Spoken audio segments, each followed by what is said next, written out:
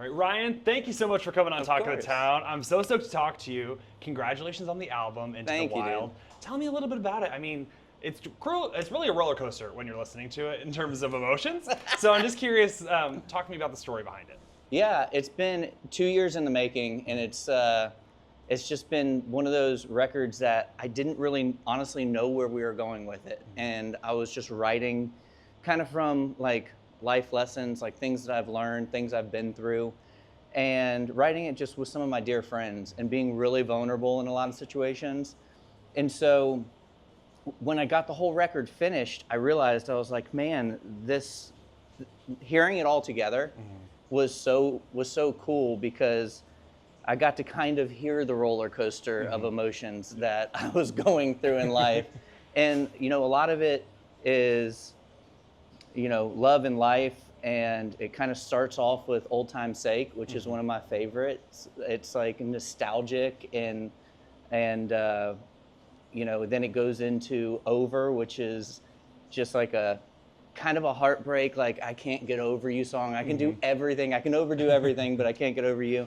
And then it goes into like flirty songs, and so I don't know. It was made with all my friends, and that was a really, really special part about it. Yeah, and you said it was made with friends for friends. Yeah. So I'm curious what that means when you say for friends, because I feel like anyone really can find some story in this album, something that they have gone through. What's that like when you're being so vulnerable, but you know it's relatable? I feel like it's very hard to do in terms of opening up your soul essentially to anyone as a songwriter. I mean, there's some songs that I've been kind of nervous to put out, because they're so vulnerable. But when I say for friends, it's like because I look at all these people that have followed me throughout my career and that have kind of gone on this journey with me, and I wrote it for them. I wrote it for all the people that have championed me, and I mean they're my friends. Even though they're on social media or they're coming out to a show, I consider them friends. And so I tried to write from a place that just has complete vulnerability, complete honesty, transparency, and something that can connect us, because those vulnerable things that aren't talked about a lot of times, I think those are the things that connect us most as human beings. Yeah, and I really went through and listened to the album. I take some notes so I can kind of walk you through what I was experiencing and just want to get your feedback This is on it. awesome. Yeah, so, please. really with Old Time's Sake, I got like a huge funk vibe. Yeah. Which is hard to do mixing genres. I always think it's really cool because there's a big genre blend happening right now with a lot of folks. But talk to me about that, because I think funk music with a little bit of country is really uncharted a little bit. So talk to me about that. It is. It's one of my favorite songs on the record for that reason, because I wrote it with Adam Hambrick and Andy Skibb, and both of those guys just kind of naturally have that funk to them that you're talking about. And so when we got finished writing that song, I was like jumping up and down in the studio, because it's such a rare moment to be able to blend that sound with country music and for it to feel authentic and real and like truly work. And so that was really exciting. I grew up kind of bipolar music listening, like George Strait, Brian McKnight, and John Mayer, and just all these, just everybody that you can imagine, just appreciating music. And so being able, like you said, to kind of like bring those together was pretty awesome. Yeah, that is really cool. And then I feel like Over, you're really continuing that kind of ongoing theme that you're hearing in Old Time's Sake. And Into the Wild, I got a beginning of a relationship vibe. The vibes are up in this song. Why did you want to make this one the title track?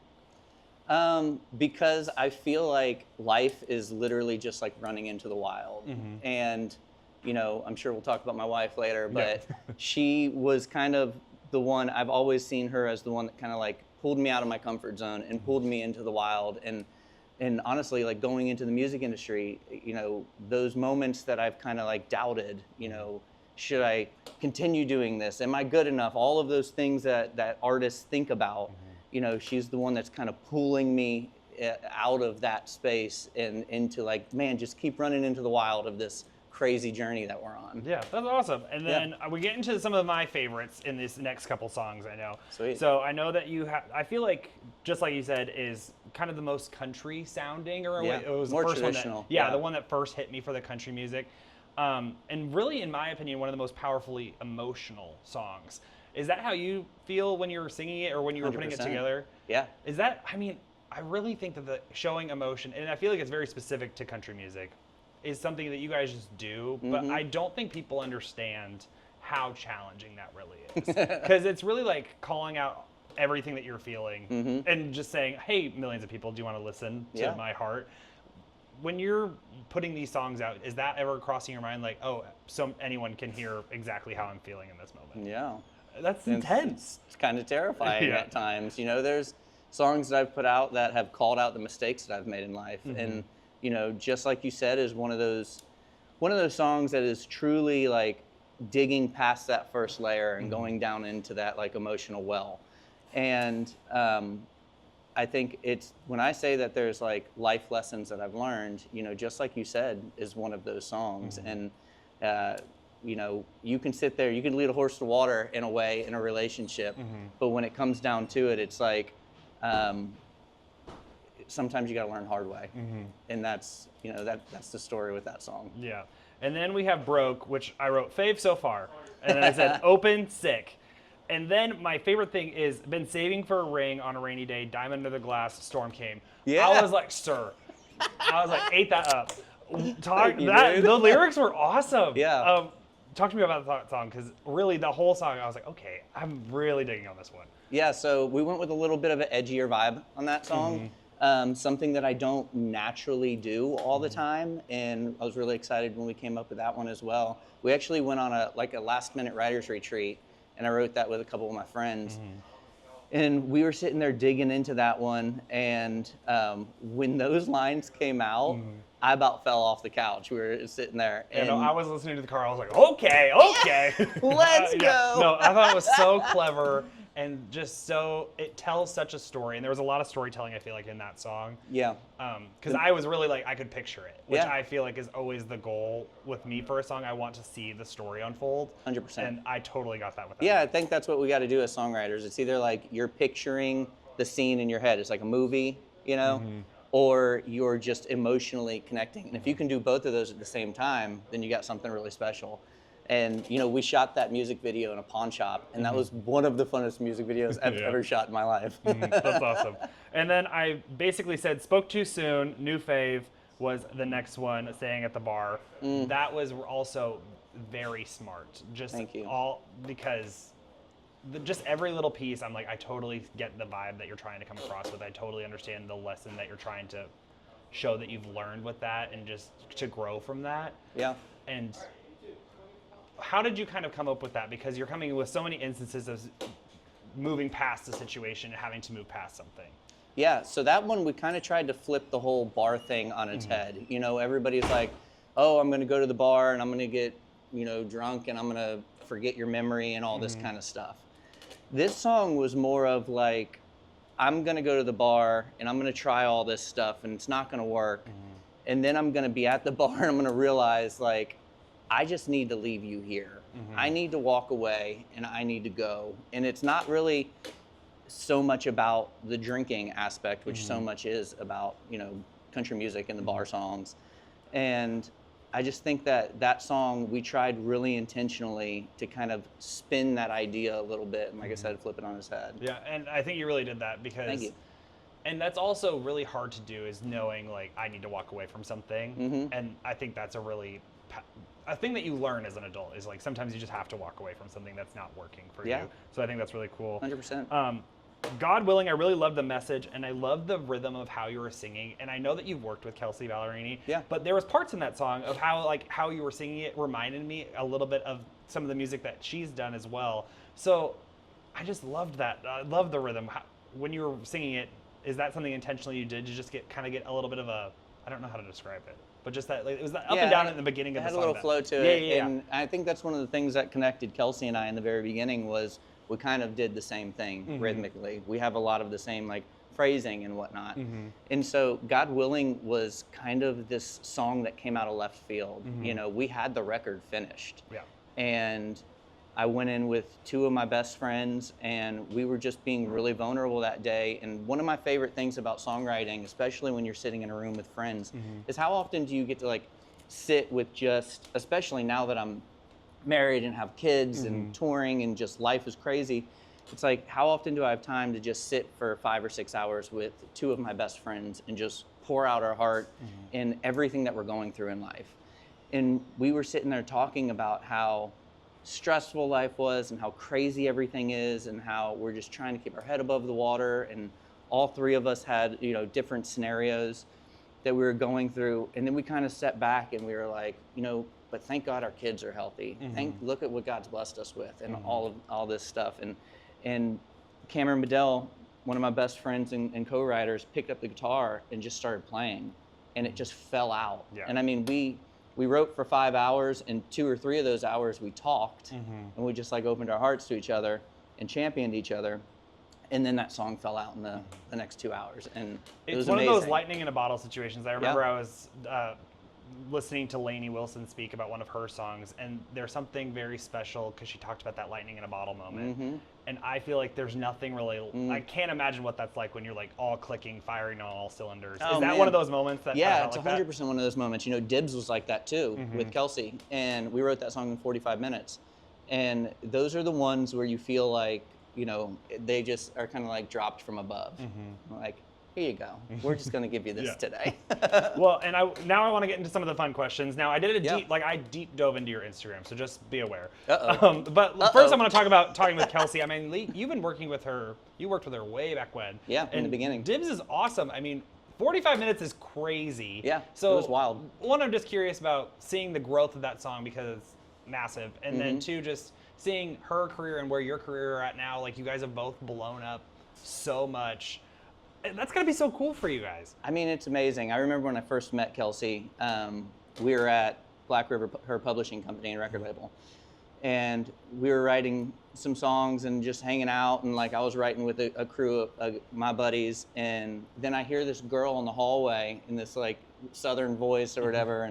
And our door was open and she kind of walked by and she's like, hey guys, and I think she was like 20 at the time or something like that. And we just kind of instantly hit it off, all of us.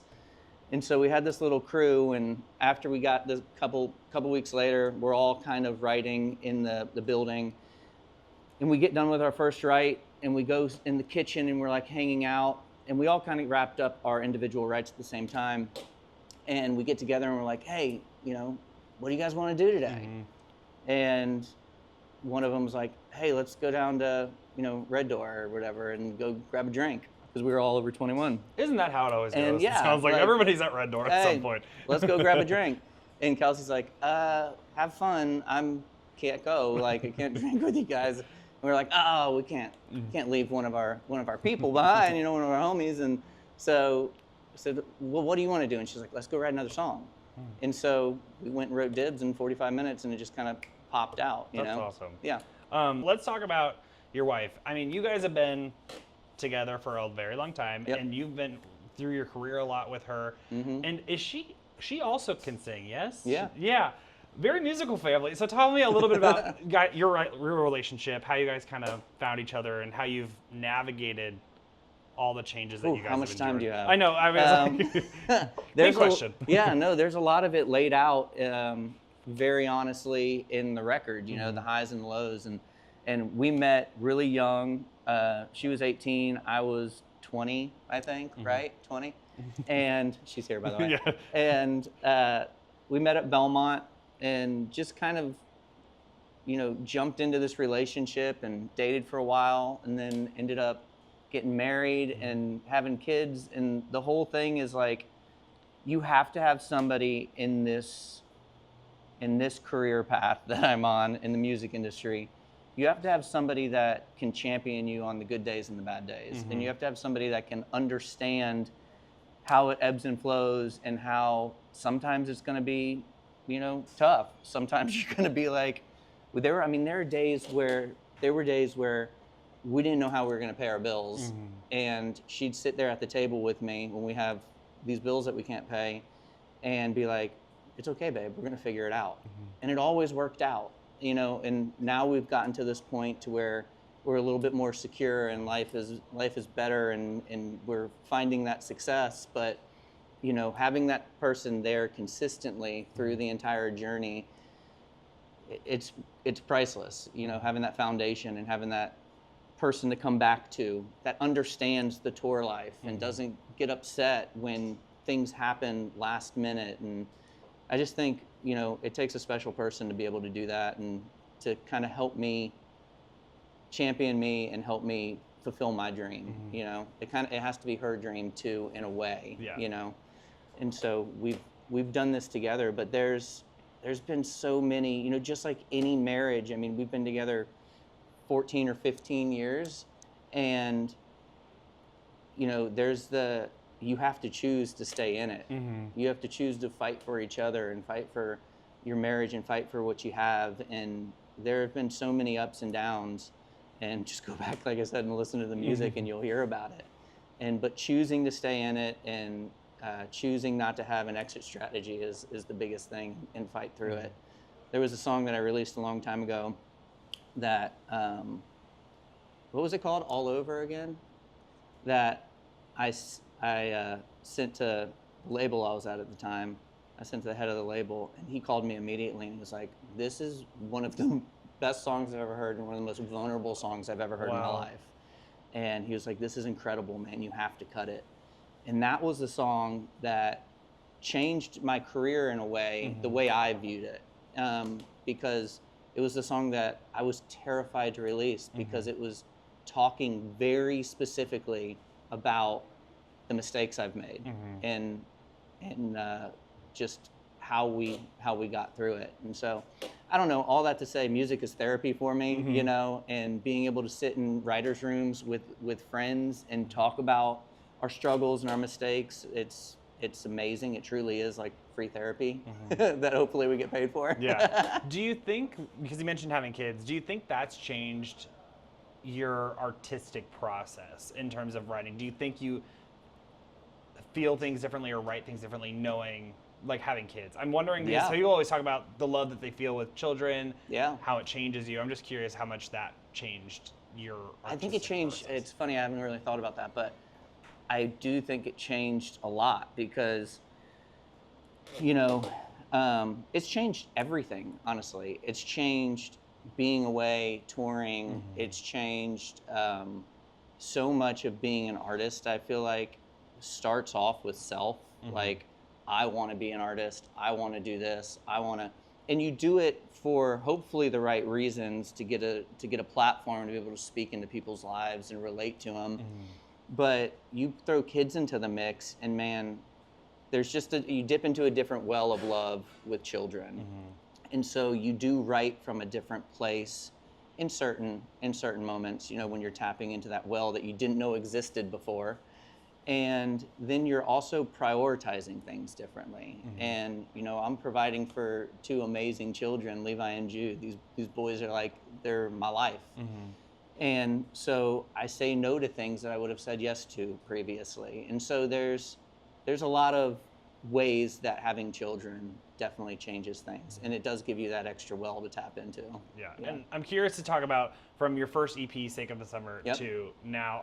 I feel like you can tell a difference, but how do you feel that has changed in terms of your performance, in terms of your writing? Do you think you've seen a big change over time from what, that was 2013? Something like that. Yeah, something like over 12 years. How has that changed your... I think I've been able to be more honest as a songwriter, not as scared to tell the truth, my truth, and what I've gone through.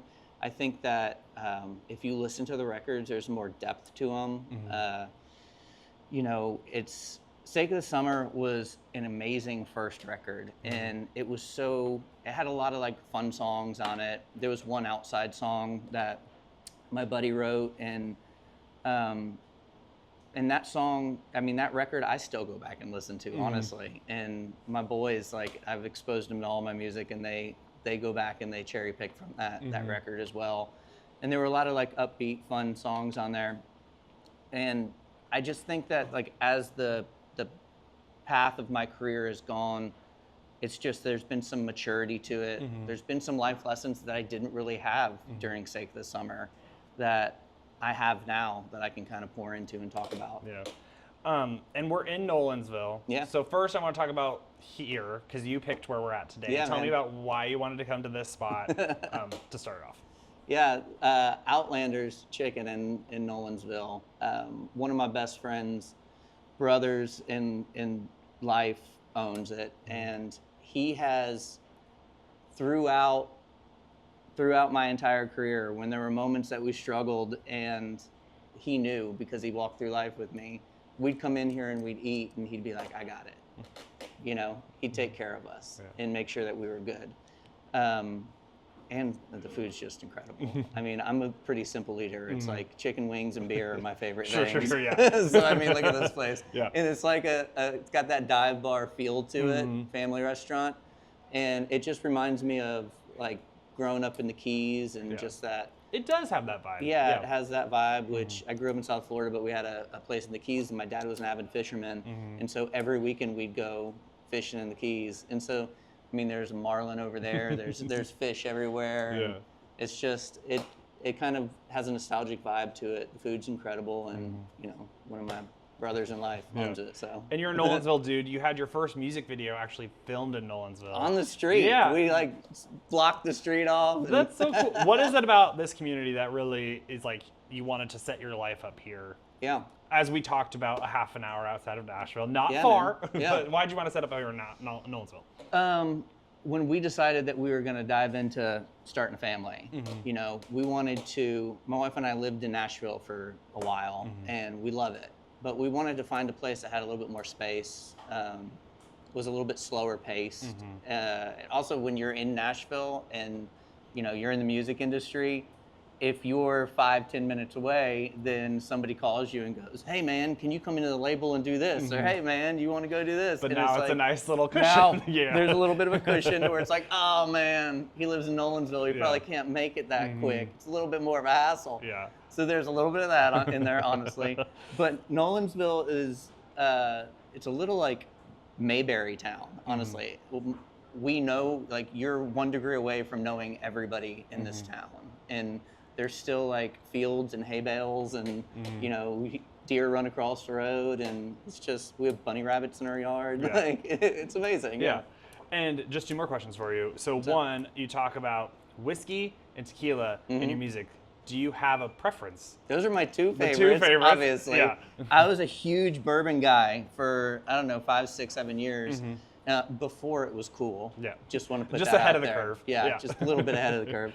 And then I kind of realized that I would drink it and it would make me feel like I got hit by a truck, you know, and it just take me 2 days to recover. Sure. And so I started diving into tequila, and that was just like the party. It brought the party for me. Sure. And I loved it. And I felt great in the morning. Yeah. And so I started kind of discovering tequila a little bit, and then wrote Salt, Lime, and Tequila, and it just kind of took off. So drink of choice these days is tequila for sure. Yeah. But you know, fall rolls around, winter, we just want a little. Not as much of a tequila time frame. Not as much of a tequila. And it's fun that you mentioned that song, because that song, as well as Would Have Left Me Too, or some of, at least on Spotify, I'm a Spotify guy, so that's where I was looking at them, have 17 million plus listens. What is it about those songs that you think have really clicked with people that have made them some of the bigger songs in your career? I Would Have Left Me Too. I mean, it's just one of those things where it's like you listen to that, and if you aren't like punched in the gut, then I don't know, I guess you're numb to life. But it's like, it's one of those things where it's just so gut wrenching, and it's so honest.